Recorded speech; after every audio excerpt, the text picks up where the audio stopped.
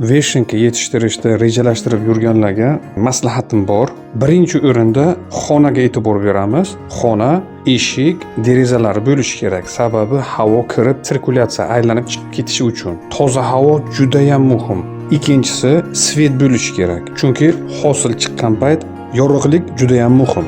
Uchinchisi, agar havo issiq bo'lsa, konditsioner, havo sovutgich bo'lishi shart. Agar temperatura 25 dan oshadigan bo'lsa, o'sish sekinlashadi. 30 dan balandi juda xavfli. 35 dan baland o'lishni boshlaydi. Qopla. Qo'ziqorin ekishda ikkita etap bor.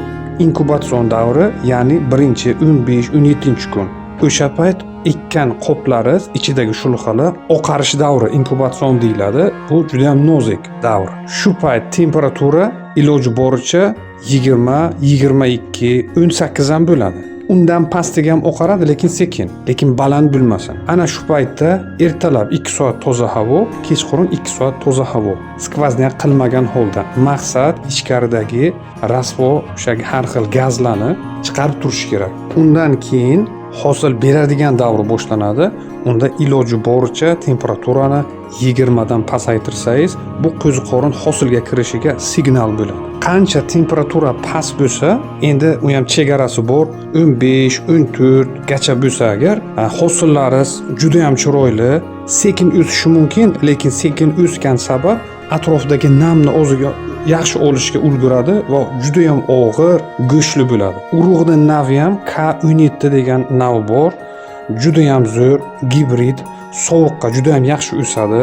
Rangi qora, oyoqchalari kalta va salatchilar ham aynan shu navni tanlashadi. Ko'p viloyatlarda 14 boshlab hosil ko'rinish beradi. Primordiya deyiladi. Mayda-mayda qo'ziqorinchilar siz kesgan joydan chiqadi va undan keyin havo tezroq tozalab turiladi. Chunki o'zidan karbonat angidrik ugлекислый gaz chiqaradi qo'ziqorin o'zidan va shu havoni tozalab turiladi. Shu bilan birga namlik ham beriladi. Chunki havo aylangan sari xona quriy boshlaydi. Shu uchun yer hamma vaqt nam, qo'ziqoringa 3-4 mahal suv sepilib turiladi. U ham agar havo 14-15 gradusdan past bo'lsa, ehtiyot bo'lamiz suv sepishga. Chunki u qurimasdan usti ho'l bo'lsa, yana ustma-ust sepsangiz qo'ziqorin o'ladi havosizlikdan.